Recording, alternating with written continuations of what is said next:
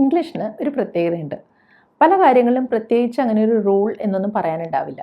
പക്ഷേ നമ്മൾ ചില കാര്യങ്ങൾ പറയുമ്പോൾ അല്ലെങ്കിൽ ചില വാക്കുകൾ ചേർത്ത് ഉപയോഗിക്കുമ്പോൾ ഇതിങ്ങനെയല്ല വരേണ്ടത് അല്ലെങ്കിൽ ഇതിങ്ങനെയാണ് പറയേണ്ടത് എന്നൊക്കെ പറയുകയും ചെയ്യും. ഞാനിങ്ങനെ പറയാൻ ഒരു കാരണമുണ്ട്. ഞാനിവിടെ കാണിച്ചിരിക്കുന്നത് നിങ്ങളൊന്ന് നോക്കൂ. നിങ്ങൾ ഇതിൽ ഏതായിരിക്കും യൂസ് ചെയ്യുന്നത്? ഗുഡ് എറ്റ് എന്ന് പറയുമോ അതോ ഗുഡ് ഇൻ എന്നാണോ പറയുക? ബാഡ് ഫോർ ആണോ ബാഡ് എറ്റ് ആണോ? ആംഗ്രി എറ്റ് അതോ ആംഗ്രി വിത്ത്? ജെലസ് എറ്റ് അതോ ജെലസ് ഓഫ്? അപ്പോൾ ഇവിടെ നിങ്ങൾക്ക് കാണാമല്ലോ, ഈ ആദ്യം പറഞ്ഞിരിക്കുന്നതെല്ലാം അഡ്ജക്റ്റീവ്സ് ആണ്, നാമവിശേഷണങ്ങളാണ്. അതിനുശേഷം വന്നതോ പ്രെപ്പോസിഷൻസും ആണ്. അപ്പോൾ ഈ അഡ്ജക്റ്റീവ്സും പ്രെപ്പോസിഷൻസും തമ്മിലുള്ള കോമ്പിനേഷൻസ് വരുമ്പോഴാണ് പലപ്പോഴും നമുക്കൊരു കൺഫ്യൂഷൻ തോന്നാറുള്ളത്. അപ്പോൾ ഇങ്ങനെയുള്ള കാര്യങ്ങളെക്കുറിച്ചാണ് നമ്മളിന്ന് മനസ്സിലാക്കാൻ പോകുന്നത്. അഡ്ജക്റ്റീവ്സ് എങ്ങനെ ശരിയായ പ്രെപ്പോസിഷൻസിനോട് ചേർക്കാമെന്ന് നമുക്ക് മനസ്സിലാക്കാം. പതിവ് പോലെ അവസാനം ഒരു ഷോർട്ട് ക്വിസ് വെച്ചിട്ടുണ്ട്, അതുകൂടി നിങ്ങൾ ആൻസർ ചെയ്യണം കേട്ടോ. ഈ സെൻറ്റൻസ് നോക്കൂ. My brother is good space driving. എൻ്റെ സഹോദരൻ ഡ്രൈവിങ്ങിൽ മിടുക്കനാണ്, സാമർഥ്യം ഉണ്ടെന്നാണ് പറയുന്നത്. ഇവിടെ നമ്മൾ പറയേണ്ടത് my brother is good at driving എന്നാണ്. ഇതേപോലെ തന്നെയാണ് she is brilliant at multi tasking. പല കാര്യങ്ങളും ഒരുമിച്ച് ചെയ്യുന്നതിനാണ് നമ്മൾ മൾട്ടി ടാസ്ക് ചെയ്യുക എന്ന് പറയുന്നത്. അപ്പോൾ മൾട്ടി ടാസ്കിങ്ങിൽ അവൾ വിദഗ്ധയാണ്. She is brilliant at multitasking. He is terrible at cooking. പാചകത്തിൽ അയാൾ വളരെ മോശമാണെന്നാണ് പറയുന്നത്. അപ്പോൾ he is terrible at cooking. അതുപോലെ she is slow at finishing her work. ജോലി ചെയ്ത് തീർക്കുന്നതിൽ അവൾ വളരെ സ്ലോ ആണ്, വളരെ പതുക്കെയാണ് ചെയ്യുന്നതെന്നാണ് പറയുന്നത്. അപ്പോൾ ഇവിടെ ഒരു കാര്യം ശ്രദ്ധിച്ചോ, എല്ലാ സെൻറ്റൻസസിലും നമ്മൾ പറയുന്നത് എന്തെങ്കിലും ഒരു കാര്യം ചെയ്യുന്നതിനുള്ള ഒരു സ്കിൽ, ഒരു വൈദഗ്ധ്യം, ഒരു എബിലിറ്റിയെ പറ്റിയാണ്. അപ്പം അങ്ങനെയുള്ള ആഡ്ജക്റ്റീവ്സ് ഉപയോഗിക്കുമ്പോൾ നമ്മൾ അറ്റ് എന്ന പ്രെപ്പോസിഷനാണ് ചേർത്ത് ഉപയോഗിക്കുന്നത്. പക്ഷേ ഇവിടെ ഒരു കാര്യം, she is good at science എന്നാണോ ഗുഡ് ഇൻ സയൻസ് എന്നാണോ പറയേണ്ടത്? ഗുഡ് അറ്റ് സയൻസ് എന്നതാണ് നമ്മൾ കൂടുതലായിട്ട് ഉപയോഗിച്ച് കാണാറുള്ളത്. പക്ഷേ ഇങ്ങനെ സബ്ജക്ട്സിനെ പറ്റി പറയുമ്പോൾ, സയൻസ് അല്ലെങ്കിൽ മാത്സ് എന്നൊക്കെ പറയുമ്പോൾ അവിടെ ഗുഡ് ഇൻ എന്നും പറയാം. പക്ഷേ എന്തെങ്കിലും ഒരു കാര്യം ചെയ്യുന്നതിനെ പറ്റി, ഒരു പ്രവൃത്തിയെ പറ്റി പറയുകയാണെങ്കിൽ അവിടെ എപ്പോഴും അറ്റ് തന്നെയാണ് യൂസ് ചെയ്യേണ്ടത്. പക്ഷേ ഇവിടെ ഒരു കാര്യമുണ്ട് കേട്ടോ, ഈ ഗുഡ് എന്നത് കഴിഞ്ഞിട്ട് അറ്റ് മാത്രമാണോ വരിക? അതാണ് നമ്മളിനി കാണുന്നത്. ഇത് നോക്കൂ. Dark chocolate is good for you. Dark chocolate നിങ്ങൾക്ക് നല്ലതാണ്. Dark chocolate is good for you. അതേപോലെ smoking is bad for your health. പുകവലി നിങ്ങളുടെ ആരോഗ്യത്തിന് നല്ലതല്ല. അപ്പോൾ അവിടെ ബാഡ് ഫോർ എന്നാണ് നമ്മൾ പറഞ്ഞത്. മറ്റൊന്ന്, it is better for you to be quiet. മൗനം പാലിക്കുന്നതാണ് നിങ്ങൾക്ക് നല്ലത്. അപ്പോൾ it is better for you. അതുപോലെ ആർക്കെങ്കിലും എന്തെങ്കിലും ഒരു നേട്ടമൊക്കെ ഉണ്ടാവും, നമ്മൾ എന്താ പറയാറുള്ളത്? I am happy for you, we are happy for you. ഇതേപോലെ ഈ ഫോർ എന്ന പ്രെപ്പോസിഷൻ വേറെ ഏതെല്ലാം ആഡ്ജക്റ്റീവ്സിൻ്റെ കൂടെ ചേർത്ത് ഉപയോഗിക്കാൻ പറ്റുമെന്ന് നമുക്ക് നോക്കാം. ഇത് കാണാമല്ലോ. He is responsible for this mess. ഈ പ്രശ്നങ്ങൾക്ക്, ഈ കാര്യങ്ങൾ ഇങ്ങനെ കുളമായതിനുള്ള ഉത്തരവാദിത്തം ഇയാൾക്കാണെന്നാണ് നമ്മൾ പറയുന്നത്. He is responsible for. ഇത് കുട്ടികൾക്ക് അനുയോജ്യമല്ല. This is not suitable for kids. ഇപ്പോൾ സ്യൂട്ടബിൾ ഫോർ, ഞാൻ പരീക്ഷയ്ക്ക് തയ്യാറെടുത്തിട്ടുണ്ട്. I am prepared for the test. അപ്പോൾ ഇവിടെ നിങ്ങൾക്ക് മനസ്സിലായല്ലോ, ഈ പ്രിപ്പയർഡ് എന്ന് പറയുന്നത് ആഡ്ജക്റ്റീവാണ്. അത് വേർബായിട്ടല്ലാട്ടോ ഇവിടെ വന്നിരിക്കുന്നത്. ഇതേ സ്ഥലത്ത് നമുക്ക് വേണമെങ്കിൽ റെഡി എന്നതും ഉപയോഗിക്കാം. അപ്പോഴും നമ്മൾ പറയുന്നത് I am ready for the test. He is eligible for the job. അയാൾ ഈ ജോലിക്ക് അർഹനാണ്. Eligible for. ഇനി ഈ സെൻറ്റൻസ് നോക്കൂ. Your shoes are similar space mine. നിങ്ങളുടെ ഷൂസ് എൻ്റേത് പോലെയാണ്. ഇവിടെ എന്താ പറയുക? Your shoes are similar to mine.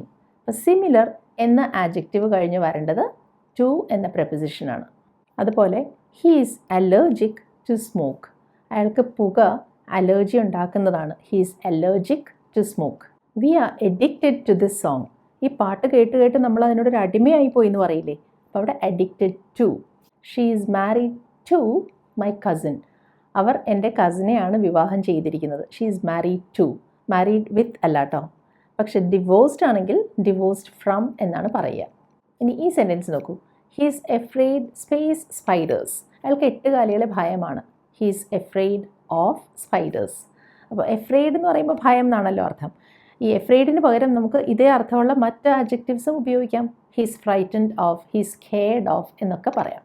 മറ്റൊന്ന്, I am proud of you. എനിക്ക് നിന്നെപ്പറ്റി അഭിമാനമാണ്. Proud of. ഇനി വേറൊരു sentence. Don't be jealous of me. എന്നോട് അസൂയ തോന്നണ്ട. Don't be jealous of me.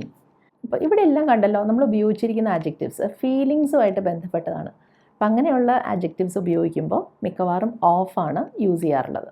പക്ഷേ അങ്ങനെയല്ലാത്ത ആഡ്ജക്റ്റീവ്സിൻ്റെ കൂടെയും നമ്മൾ ചിലപ്പോൾ ഓഫ് ഉപയോഗിക്കാറുണ്ട്. ഈ സെൻറ്റൻസ് നോക്കൂ. She is capable of winning. ജയിക്കാനുള്ള കഴിവ് അവൾക്കുണ്ട്. She is capable of winning.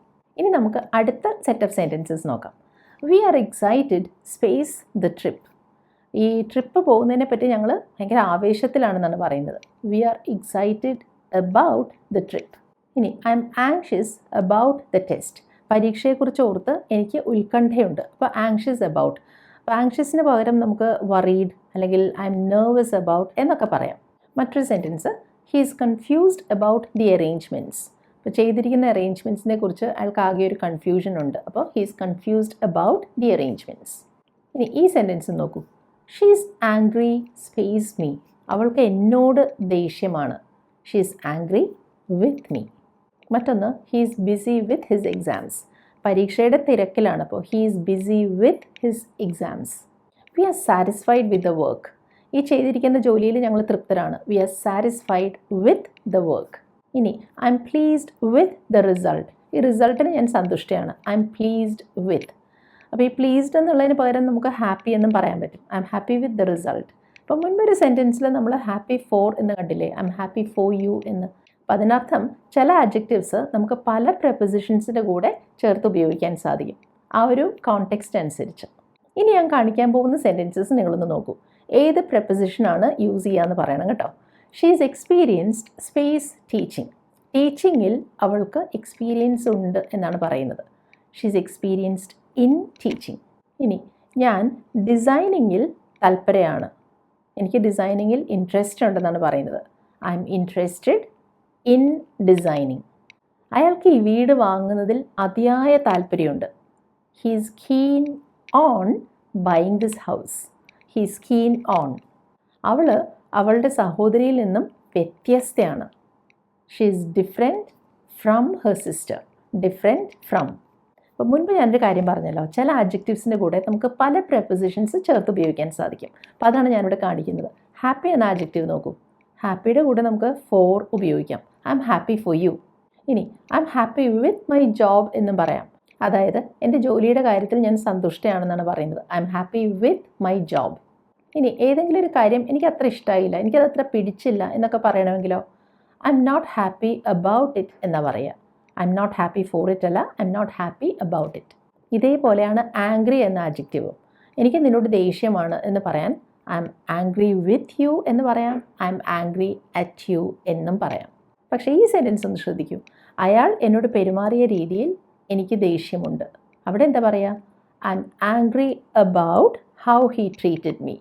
I am angry with അല്ല, I am angry about how he treated me. അപ്പോൾ എന്തെങ്കിലും ഒരു കാര്യത്തോടുള്ള അനിഷ്ടം, ദേഷ്യം, അതിനെപ്പറ്റി പറയാൻ ഐ എം ആംഗ്രി അബൌട്ട് എന്നാണ് ഇവിടെ പറഞ്ഞത്. അങ്ങനെ ഇന്നത്തെ സെഷനിൽ നമ്മൾ ആഡ്ജക്റ്റീവ് പ്രെപ്പോസിഷൻ കോമ്പിനേഷൻസിനെ കുറിച്ച് മനസ്സിലാക്കി അല്ലേ. അപ്പോൾ ഇന്ന് നമ്മൾ പഠിച്ച കാര്യങ്ങളുമായിട്ട് ബന്ധപ്പെട്ടുള്ള 2-3 ചോദ്യങ്ങളാണ് ഞാനിവിടെ തരുന്നത്. ആദ്യത്തേത് നോക്കൂ. He is excellent space sports. In at. Correct answer choose ചെയ്യും. ഇനി രണ്ടാമത്തെ question. She is sensitive space sunlight. അപ്പോൾ ഓപ്ഷൻസ് ഇതാണ്. To, about. ഇവിടെ ഉദ്ദേശിക്കുന്നത് സൺലൈറ്റിൽ പോയാൽ അവൾക്ക് പ്രശ്നമാണ്, സ്കിന്നിനൊക്കെ പറ്റില്ല എന്നുള്ളതാണ്. അപ്പോൾ നേരത്തെ നമ്മൾ അലർജിയായിട്ട് ബന്ധപ്പെട്ട് ഒരു ആഡ്ജക്റ്റീവ് കണ്ടിരുന്നു. അപ്പോൾ അത് മനസ്സിൽ വെച്ച് ഇത് ആൻസർ ചെയ്യൂ. Third question. She is tired space watching T V. ഇവിടെ ഒരു ഫീലിങ്ങിനെ പറ്റിയാണ് പറയുന്നത്. ടി വി കണ്ട് അവൾക്ക് മതിയായി, മടുത്തു എന്നാണ് ഉദ്ദേശിക്കുന്നത്. അപ്പോൾ ഓപ്ഷൻസ് വിത്ത്, ഓഫ്. അപ്പോൾ നിങ്ങൾ കറക്റ്റ് ആൻസേഴ്സ് ചൂസ് ചെയ്ത് കമൻറ്റ് സെക്ഷനിൽ പോസ്റ്റ് ചെയ്യൂ കേട്ടോ. ഇന്നത്തെ വീഡിയോ നിങ്ങൾക്ക് ഇഷ്ടപ്പെട്ടാൽ ലൈക്ക് ചെയ്യൂ, അഭിപ്രായങ്ങൾ അറിയിക്കൂ. ചാനൽ സബ്സ്ക്രൈബ് ചെയ്തിട്ടില്ലെങ്കിൽ ചെയ്യണം കേട്ടോ. നമുക്കിനി അടുത്തതിൽ കാണാം. ബൈ.